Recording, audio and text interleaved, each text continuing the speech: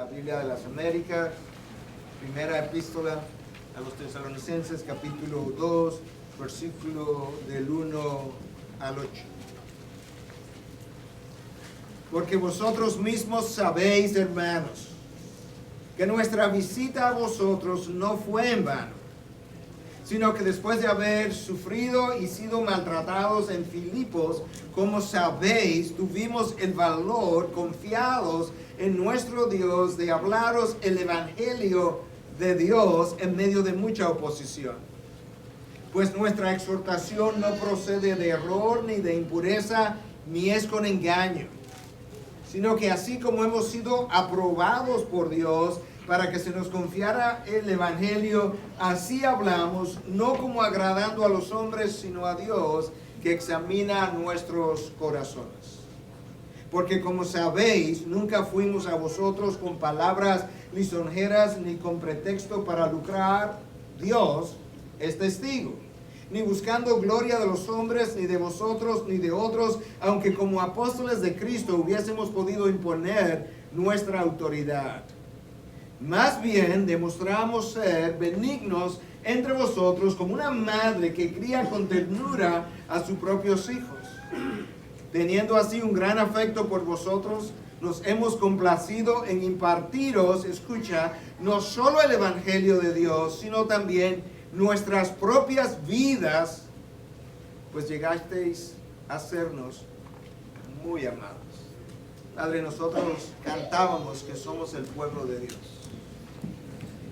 Cantamos que somos un pueblo especial y lo decimos, pero no nos percatamos muchas veces de cuán especial nosotros somos.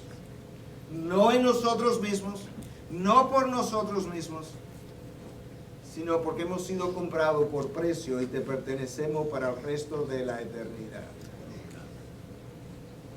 Tu palabra nos recuerda no solamente que somos una nación escogida, un linaje escogido, que somos un especial sacerdocio o real sacerdocio, que somos una nación santa, y todo eso es parte de aquello que nos recuerda que somos tu pueblo.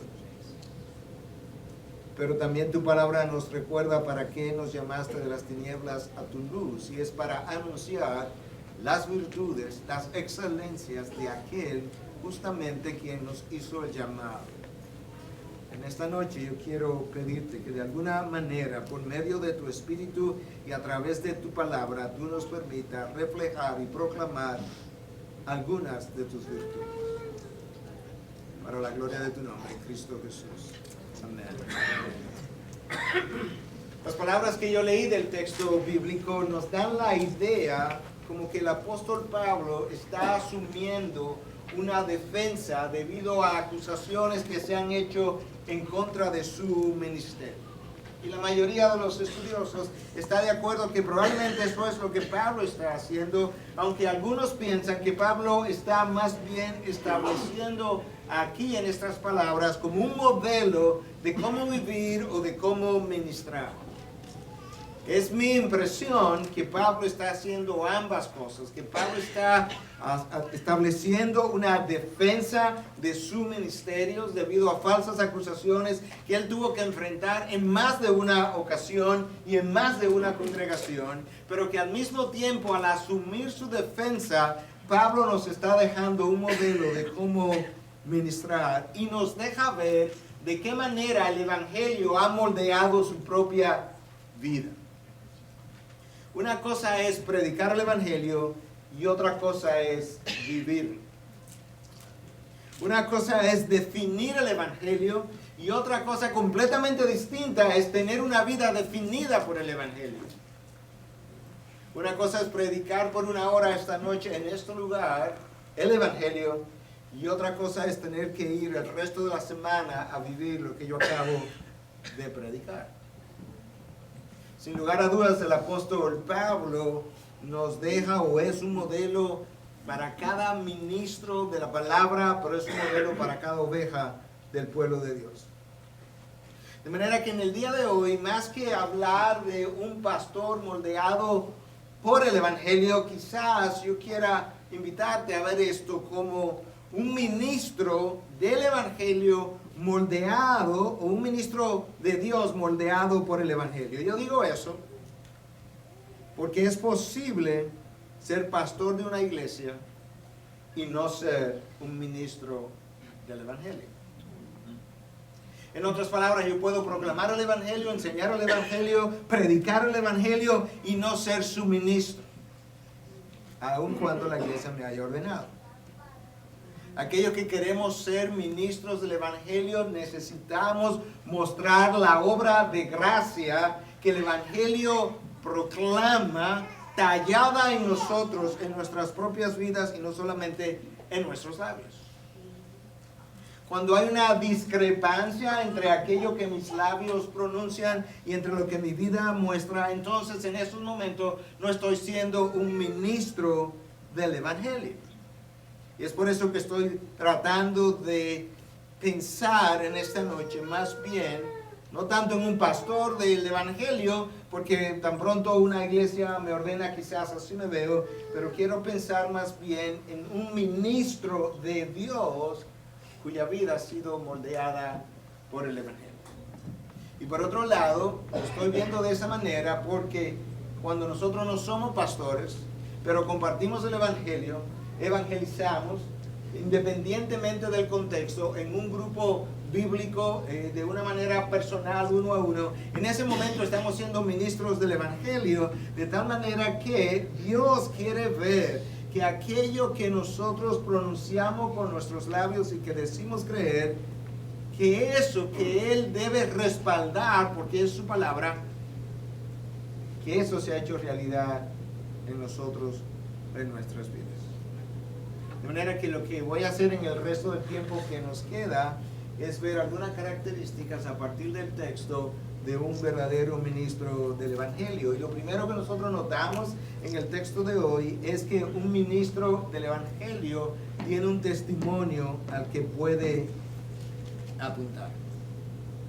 Cuando Pablo comienza estas palabras, nota cómo él comienza. Porque Pablo siempre apela, o con frecuencia apela, a la integridad de su testimonio, algo que hoy nosotros llamaríamos como orgullo, pero en realidad no es orgullo porque corresponde a la realidad, y lo que Pablo hace es apelar a la integridad de la forma, la manera como él vivió y ministró entre aquellos que le acusaban, justamente no solamente para defender su ministerio y establecer sus credenciales, sino para dejarnos un ejemplo de vida. Y por tanto, tú puedes ver que Pablo comienza estas palabras apuntando de manera indirecta y luego más directamente a su testimonio de vida. Un ministro del Evangelio tiene un testimonio, en primer lugar, al cual apuntar. Versículo 1. Porque vosotros mismos sabéis, hermanos. Paramos ahí un momento. Pablo se está diciendo, hermanos, yo estoy a punto de decir algunas cosas. Lo que yo voy a decir no es nuevo para ustedes. Vosotros lo sabéis, vosotros lo habéis visto, vosotros me escuchasteis y me viste vivir y ministrar entre ustedes. Él está básicamente recordándole cosas que ellos vieron y oyeron. Es como si Pablo está diciendo, vosotros sois testigos de aquello que yo estoy a punto de decir. Y lo primero que él les dice es que ustedes mismos saben que nuestra visita no fue en vano. La palabra traducida ahí como vano o en vano en el original es kenos y implica vacío, sin propósito. Ustedes saben que mi visita a ustedes no fue sin propósitos. Sin propósito, la transformación de vida que ustedes han experimentado por medio del Evangelio es secundaria a la visita que yo les hice, a la proclamación que yo hice en medio de vosotros. Y más abajo entonces Pablo agrega cómo él fue a ellos con ninguna intención de lucrar y sin ninguna intención de buscar la gloria de los hombres. De manera que un ministro del Evangelio, verdadero ministro del Evangelio, él tiene un testimonio al cual puede apuntar para que aquellos que lo han visto y oído ministrar puedan servirle de testigo de que realmente él está diciendo la verdad. Vosotros mismos sabéis, hermanos. En segundo lugar, un verdadero ministro del Evangelio está dispuesto a sufrir por la causa del Evangelio, y el sufrimiento que él experimenta no lo hace detener.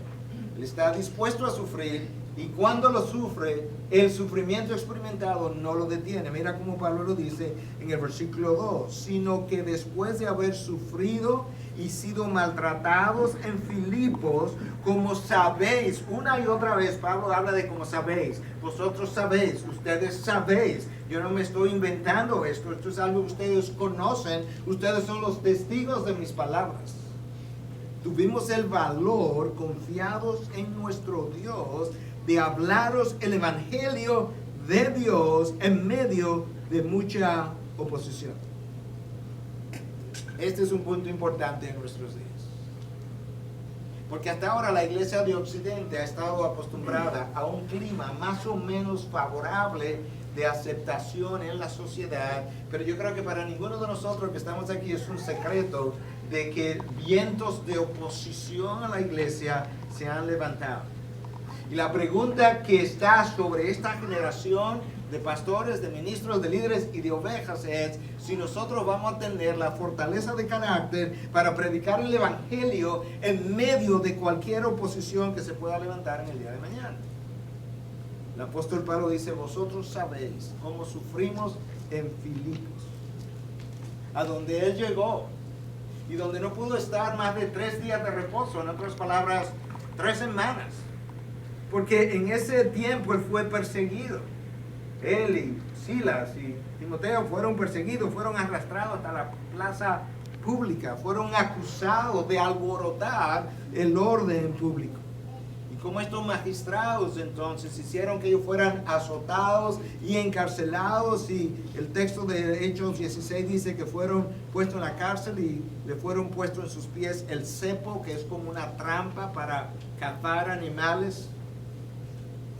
Ahí estuvieron ellos en esas condiciones en Filipos, y luego de ese encarcelamiento y liberación, Pablo no se detuvo. Él terminó ¿dónde? En Tesalónica. Es a esta gente que él está diciendo, ustedes saben cómo yo llegué, de dónde llegué, en qué condiciones, y cuando llegué a vosotros yo volví a predicar el mismo evangelio que prediqué de donde me habían encarcelado unos días antes. Y por eso Pablo dice, ustedes sabéis, vosotros sabéis que tuvimos el valor, otra vez, confiados en nuestro Dios, de hablaros el Evangelio en medio de mucha oposición.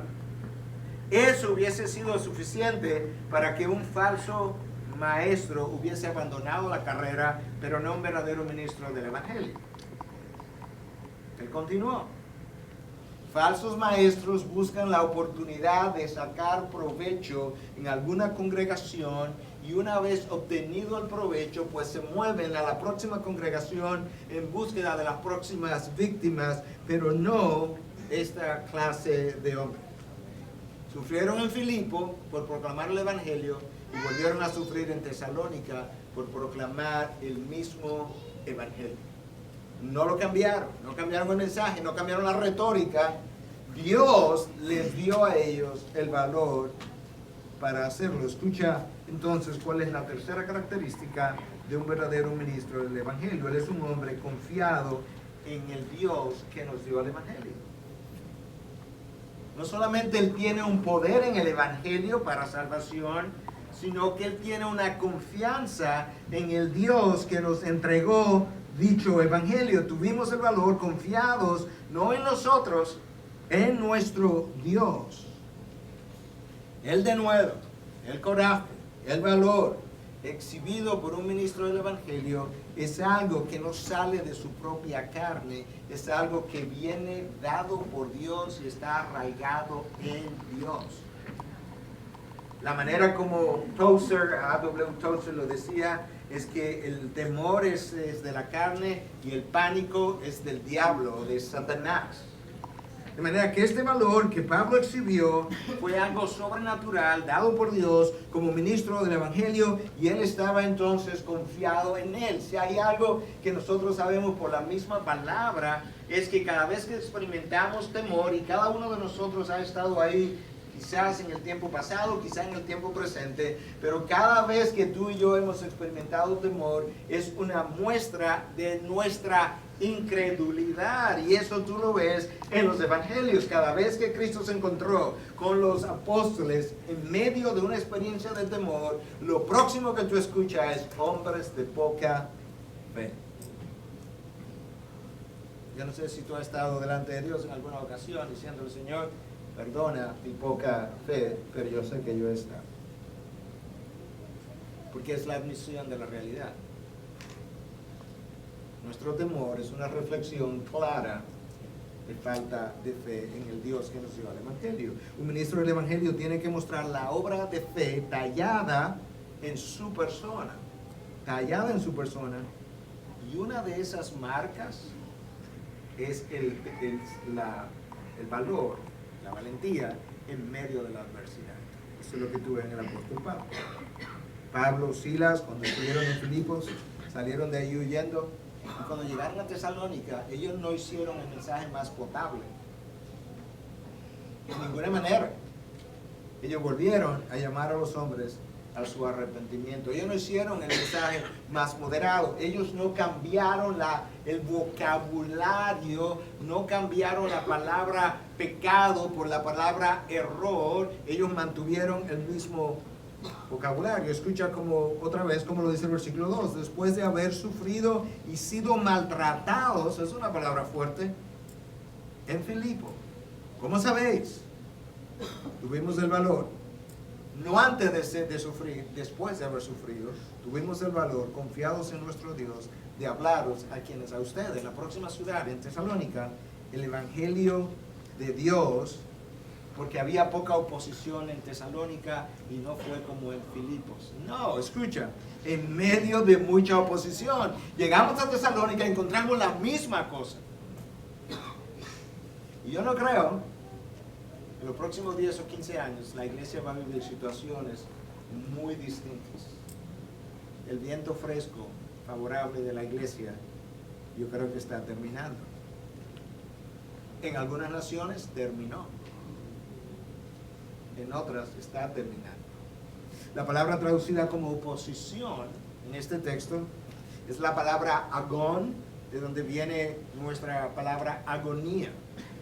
De manera que Pablo no está hablando de poca oposición, no está hablando de poco sufrimiento, es una oposición que te lleva a una agonía de vida, de tal manera que pudo haber intimidado a cualquiera, pero no un verdadero ministro del Evangelio, ungido por Dios, con una misión especial y confiado en el Dios del Evangelio. Es fácil predicar en contextos como donde yo predico la mayoría de los domingos, que son contextos amigables, donde la gente que te está escuchando está dispuesta a decir amén, gloria a Dios, aleluya.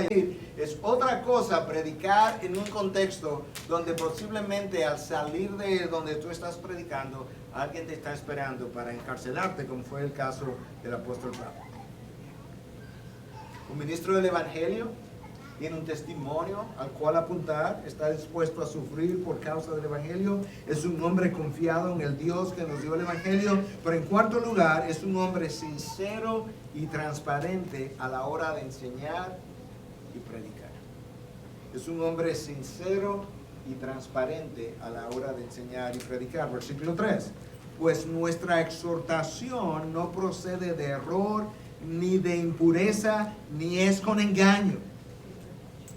Nuestra exhortación, nuestra predicación, ni estaba contaminada, no procede de impureza, ni fue una palabra de hombre porque no contiene error, ni tuvo ningún tipo de artimañas, manipulaciones o maquinaciones porque no fue con engaño. La falta de sinceridad y de transparencia en el ministro del Evangelio le resta poder a su predicación, no a la palabra tiene un poder intrínseco en ella misma que es indetenible, pero le resta poder a la predicación del ministro.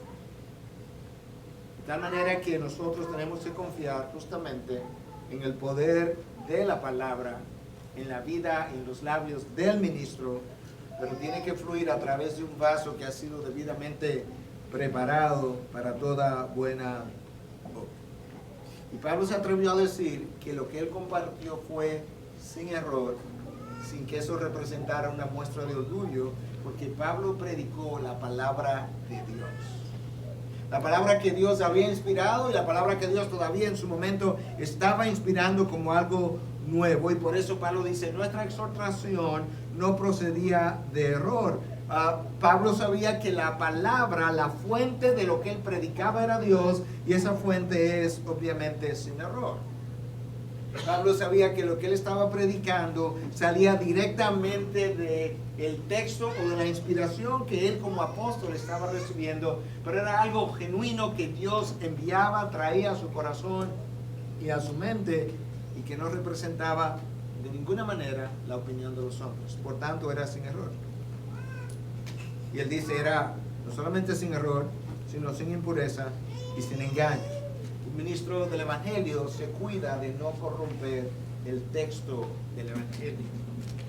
Se cuida de no diluir, de no adulterar la revelación de Dios.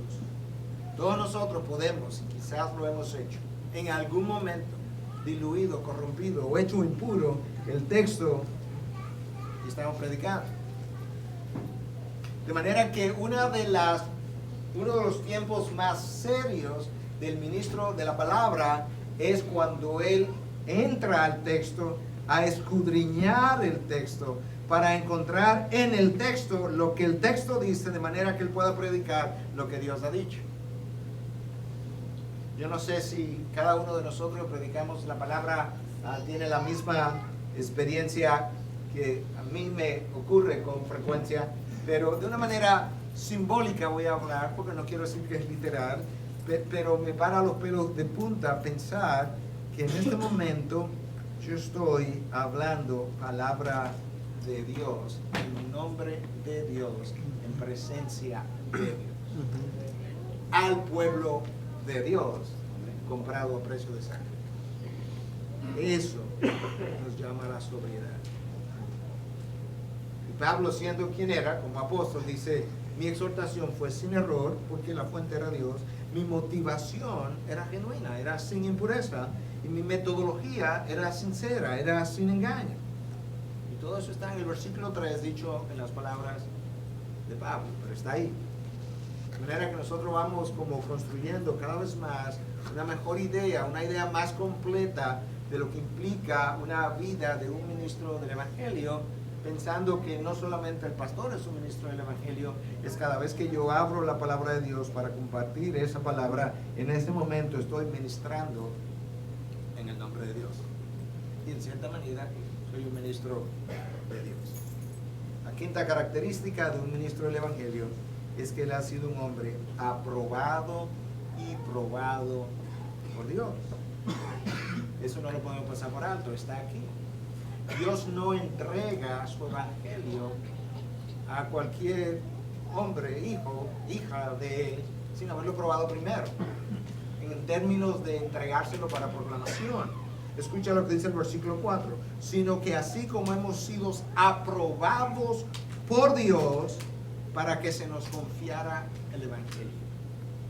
Fuimos aprobados por Dios. La raíz de la palabra traducida ahí como aprobado es dokimazo, y dokimazo implica aprobar. Era una palabra que se usaba con frecuencia para aprobar lo puro, lo genuino de un metal, de manera que Pablo está diciendo, y la mayoría de los académicos está de acuerdo con que en esencia Pablo está diciendo, antes de que Dios me entregara el evangelio para proclamarlo, Dios me probó y me aprobó. ¿Cómo y dónde Dios probó a Pablo? No tenemos los detalles.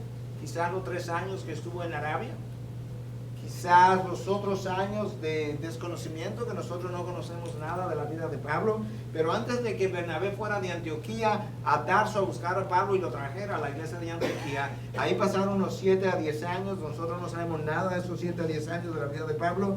Quizás Dios estaba formando a Pablo, probando a Pablo para luego aprobar a Pablo y luego entonces enviarlo y usarlo de gran manera. Pero ese es el patrón de Dios a lo largo de toda la revelación bíblica. José fue puesto a prueba en la cárcel por un par de años. Moisés fue puesto a prueba y luego aprobado 40 años después de Dios trabaja en él. El pastor, uno de los requisitos para ser pastor es que no puede ser un neófito, no puede ser un recién convertido. Tiene que ser probado y aprobado.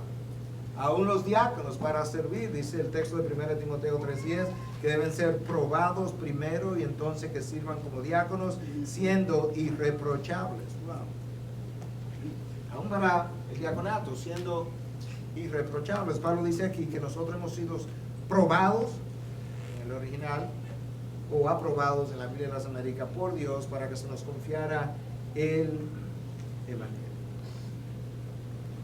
Y ahí sí se nos recuerda que aún para el diaconato debemos llevar vidas irreprensibles. Cuanto más a la hora de pensar en el pastorado.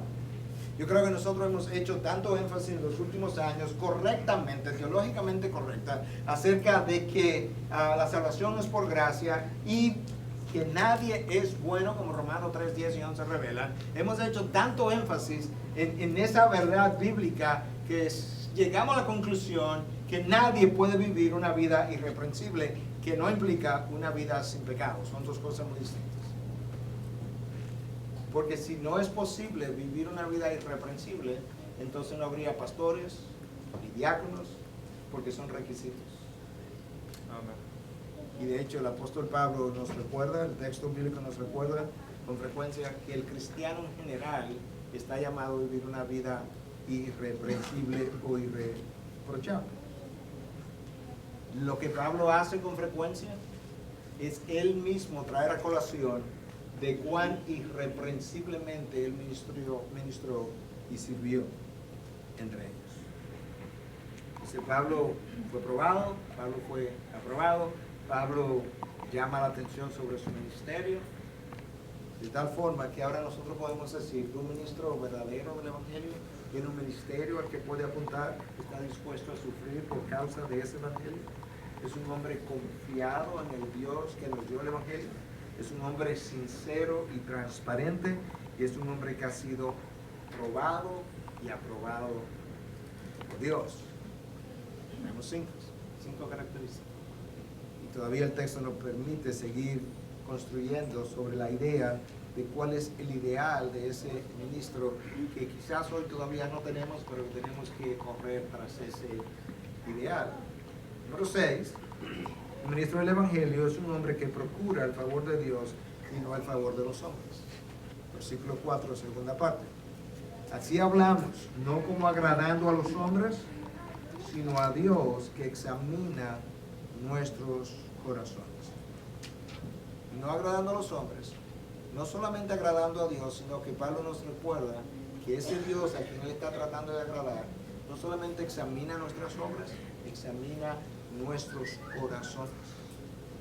Con esa frase de que no estamos tratando de agradar a los hombres, Pablo no está tratando de decir que a él le tiene sin cuidado lo que los hombres piensan, porque eso no es la forma egocéntrica como Pablo habla en múltiples otras ocasiones. De hecho, cuando él escribe a Tito, le dice a Tito que enseña a los siervos a someterse a sus amos para que sus vidas sirvan de adorno a la doctrina. De manera que para Pablo es importante cómo vivimos frente a los hombres.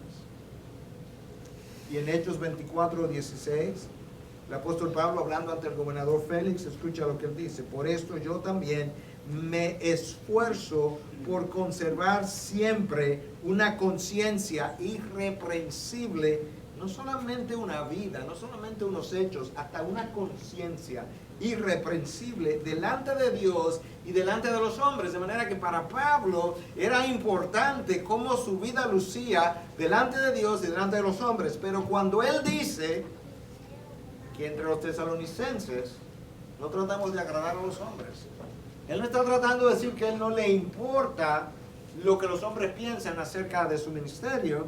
Lo que él está diciendo es que él no usa palabras para congraciarse con los hombres. Él no usa una retórica para quedar bien con el gobierno de turno. Que él no usa una predicación para estar bien con los poderosos y los ricos. Que él no está tratando de que todo el mundo opine bien de él. De hecho, Cristo nos advirtió: ay de vosotros cuando todo el mundo opine bien de ustedes. Y Pablo lo que está diciendo también es que yo no estoy tratando de que la gente me aplauda. Eso es lo que él tiene en mente cuando dice que ministramos sin buscar la gloria de los hombres o tratando de... Nosotros malinterpretamos, sacamos los textos fuera de contexto y a veces de una forma incluso orgullosa decimos, a mí no me importa lo que los hombres digan. Pablo dice, no, yo me esfuerzo, le decía a Félix, de tener una conciencia irreprensible delante de Dios y los hombres. Es importante eso, porque lo que los hombres digan del ministerio de Pablo o del ministerio mío puede manchar la verdad del Evangelio. Y Pablo no quiere que el Evangelio quede manchado de ninguna manera y que pueda servir de piedra de tropiezo. Y el texto nos recuerda que Dios examina nuestros corazones, de manera que no es solo importante para el ministro del Evangelio lo que él predica, sino la motivación por la cual él predica. Y ahora las cosas se complican.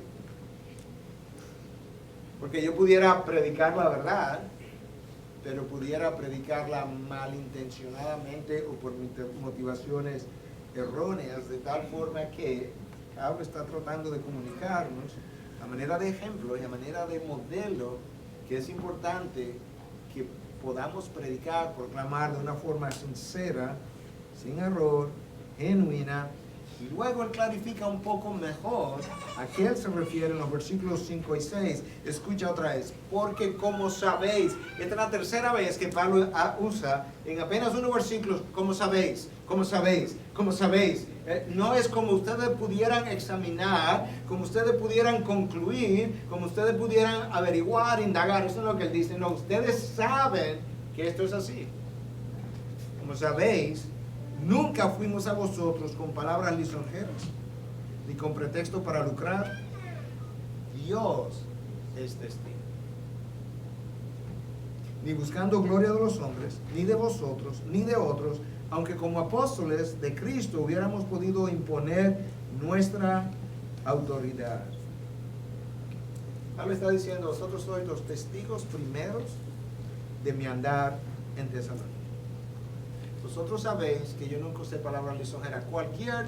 Pablo fue acusado de muchas cosas, pero de usar palabras lisonjeras no pudo haber sido acusado, porque Pablo era un hombre, como dicen en inglés, in your face, un hombre confrontador del error.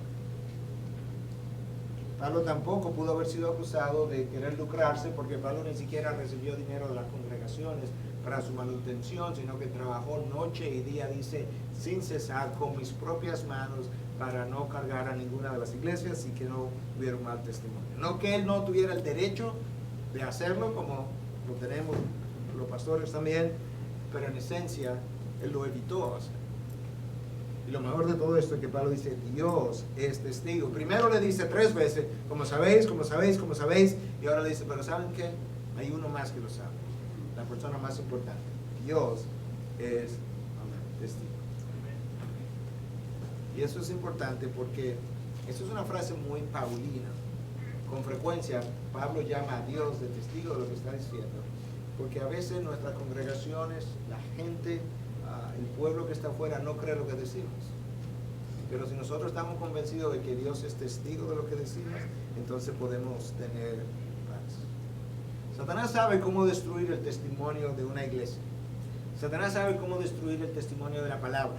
Satanás sabe cómo destruir el testimonio de los hombres de Dios. Y él lo hace justamente a través del cuestionamiento de la vida de dichos hombres. Y por tanto, con mayor razón, para cuidar nuestro andar, sabiendo que hay un león rugiente que anda por ahí buscando a quién devorar, buscando qué pastor devorar. Y una de las maneras como lo hace, justamente trayendo cuestionamiento sobre su vida, que en muchas ocasiones no corresponde ni siquiera a la verdad. Y eso hizo entonces que algunos no quisieran oír a Pablo, por el cuestionamiento que continuamente fue puesto sobre su vida. Pablo está diciendo, yo estuve en la plaza pública, ustedes saben que yo estuve buscando la gloria de los hombres. Pero Pablo dice, ahora le voy a decir algo. Yo soy apóstol, yo no lo soy, pero él sí podía decir eso. Como apóstoles de Cristo, nosotros hubiésemos podido imponer nuestra autoridad. Nosotros teníamos una autoridad delegada, una autoridad apostólica que nosotros los pastores de hoy no tenemos. Y Pablo rehusó poner sobre ello el peso de la autoridad apostólica, justamente cuidando su testimonio, para evitar que los hombres pudieran catalogarlo quizás de autocrático, y aún así lo enjuiciaron, lo acusaron, cuestionaron sus motivaciones. Y posiblemente muchos de nosotros o muchos de ustedes hayan pasado por experiencias similares. Pablo, de una manera muy inteligente, está tratando de defender la intencionalidad de su ministerio y al mismo tiempo nos deja un ejemplo de cómo hacer ministerio. Él no simplemente se defiende, él nos deja un modelo para nosotros los pastores que veníamos detrás de cómo hacer su ministerio. De manera que él nos va dejando marcas de un pastorado, de un ministro que ha sido moldeado por el Evangelio. Es el Evangelio que él predica que le había dado forma a esta vida. Nosotros no podemos olvidar eso. Es el Evangelio y todo lo que está detrás, lo que ha tomado la vida de este hombre y la ha tallado de la manera que sale a relucir de este texto. Y ese Evangelio tiene que tallar nuestras vidas también.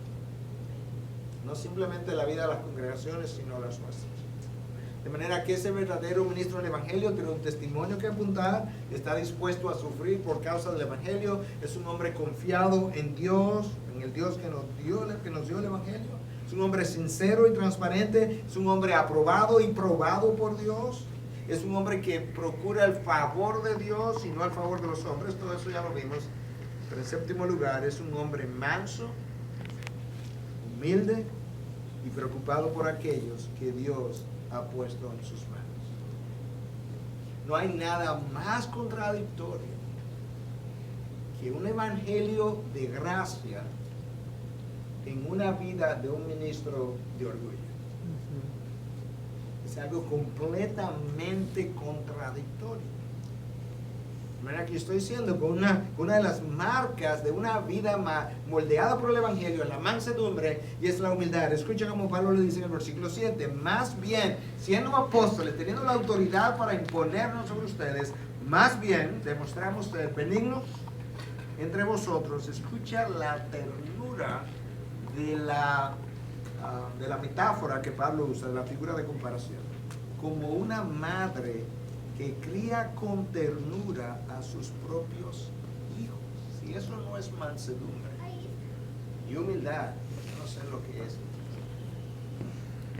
Que alguien que tiene la autoridad apostólica para imponerse, dice, en su lugar, nosotros nos comportamos con una madre, y no cualquier madre, una madre tierna, con sus propios hijos, y fuimos benignos.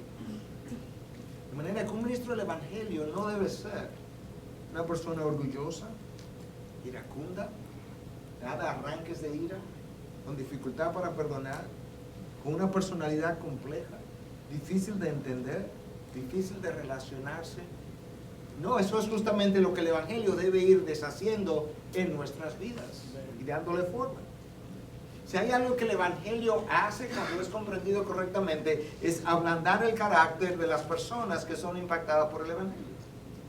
Es ablandar el corazón, nos vuelve sensibles, sencillos, nos vuelve afectuosos de manera sincera, de manera genuina, de manera espontánea, nos lleva hasta el punto de sentir por el otro el dolor del otro, la herida del otro, como una madre siente por sus propios hijos.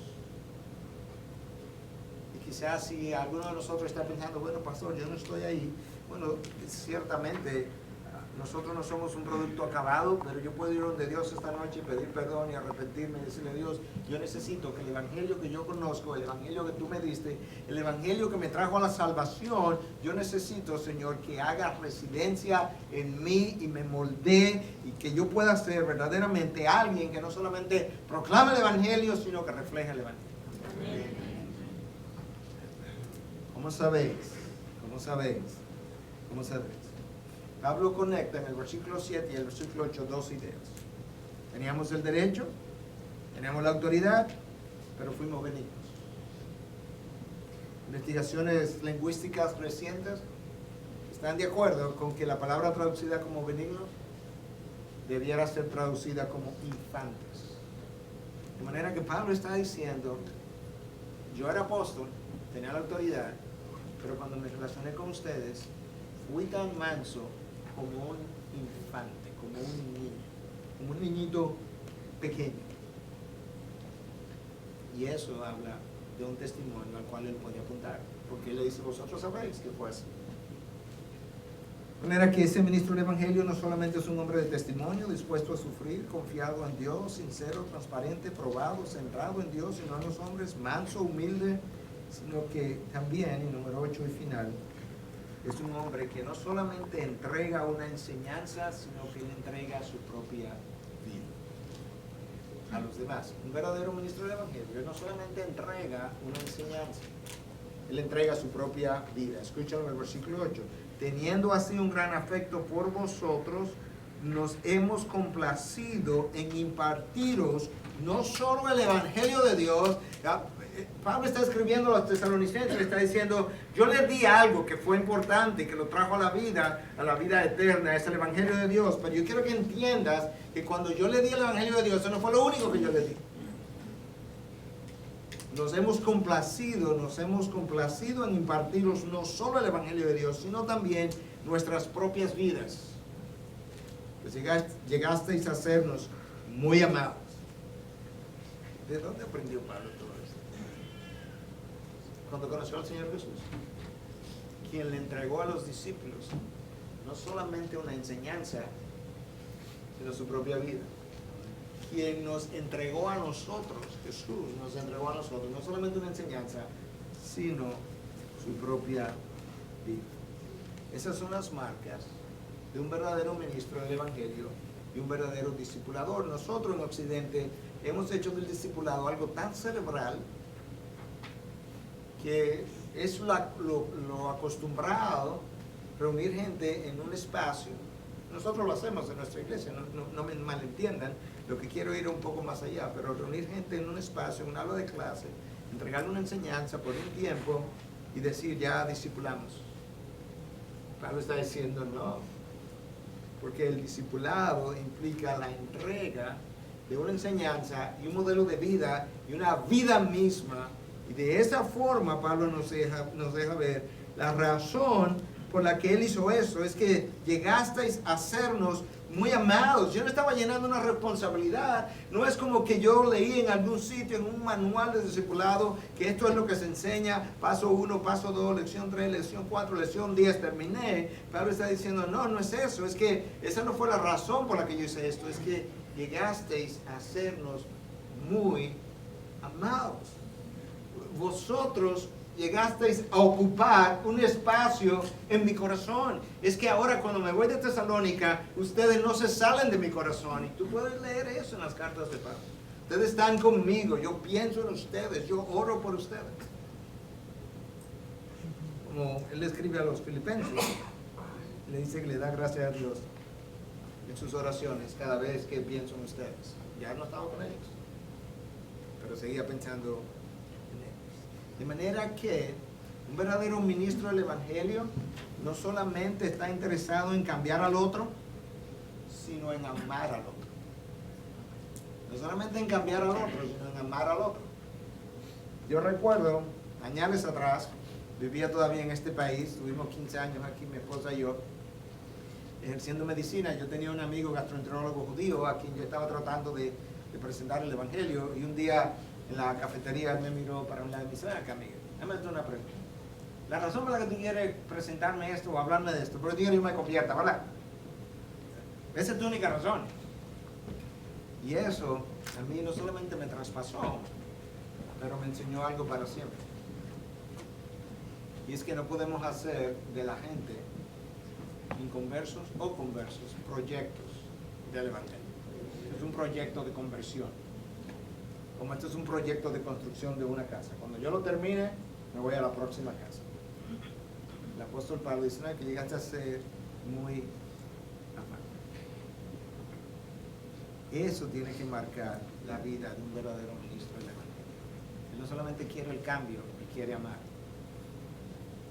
Y la palabra nos recuerda de una manera sumamente práctica la importancia de eso que yo acabo de decir.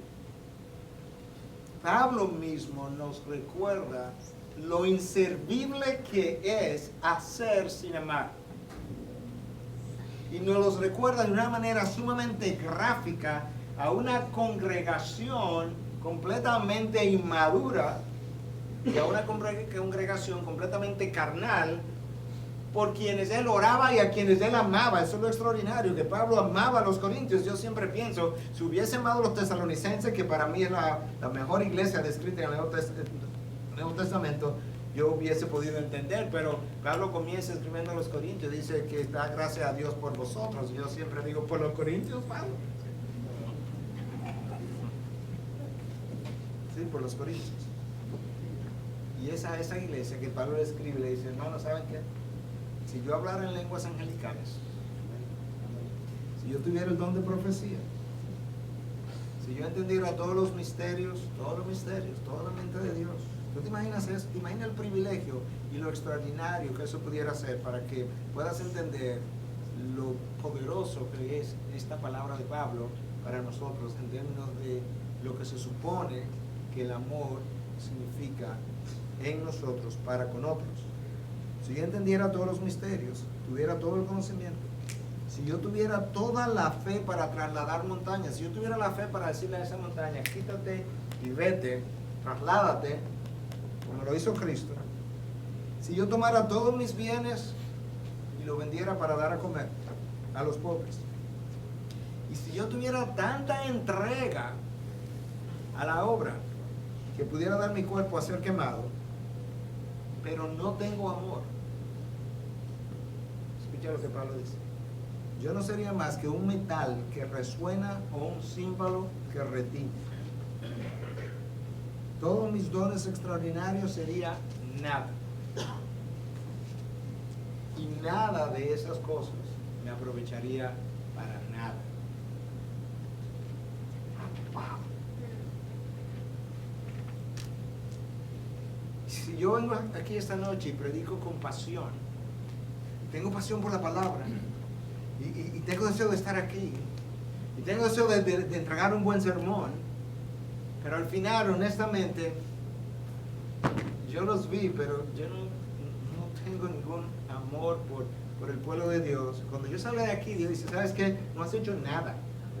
No te sirve para nada. Señor, pero yo proclamé el Evangelio. No, fuiste un címbalo que ahí estaba como desafinando. No te aprovechó para nada.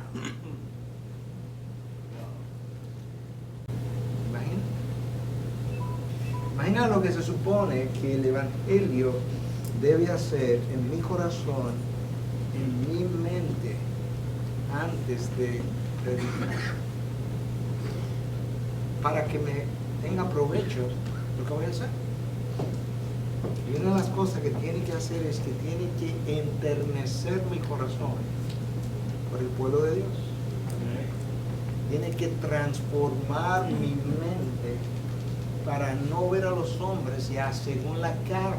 Como Pablo dice, ya no veo a nadie, somos nueva criatura y ya no veo a ningún hombre según la carne. No puedo verlo como lo veía antes, no puedo ver a alguien como un cliente simplemente, no puedo ver a una mujer simplemente para tener atracción o placer.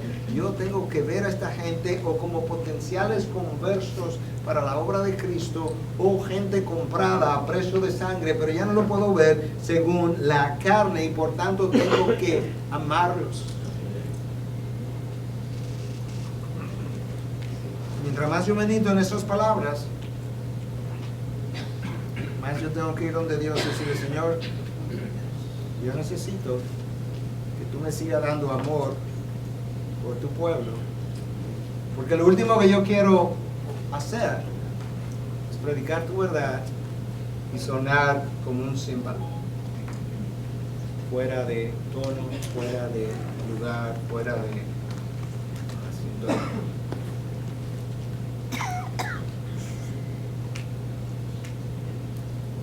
vamos hoy. Yo puedo irme de dos maneras. O me puedo ir cargado, pesado y decir, bueno, no sirvo para eso, no sirvo para nada. O me puedo ir agradecido que de alguna manera la verdad de Dios iluminó áreas oscuras de mí y que ahora yo puedo ir a la cruz, encontrar perdón vía el arrepentimiento e irme liviano de este lugar, porque yo sé qué hacer con mi culpa, yo sé qué hacer con mi error, yo sé qué hacer con mi pecado, y eso es justamente lo que yo tengo que hacer continuamente, es regresar a la cruz, ser honesto conmigo mismo, ser honesto con Dios, ante Dios, y vivir una vida de arrepentimiento. La mejor evidencia de que nos convertimos no fue que nos arrepentimos una vez, sino que vivo una vida de arrepentimiento. Y saber que la gracia de Dios está ahí para perdonarme y volver a tratar otra vez, pero con una mejor intencionalidad y un mejor entendimiento de su verdad. Lo tengo que amar para que entonces lo que hago adquiera dimensión bíblica. Padre, te amamos y bendecimos en esta noche y te damos gracias porque si algo bueno ha ocurrido, tú lo has hecho. Yo te pido que aquellas palabras que hayan salido de tu inspiración, que tú las uses y las taladre y las entierre profundamente en el corazón y en la mente de cada uno de nosotros, comenzando por quien está orando en este momento. Padre, yo no he compartido absolutamente nada que no se aplique a mi vida primero. Yo quiero pedirte que ese mismo evangelio y esa misma verdad que yo mismo prediqué, tú la apliques a mi corazón.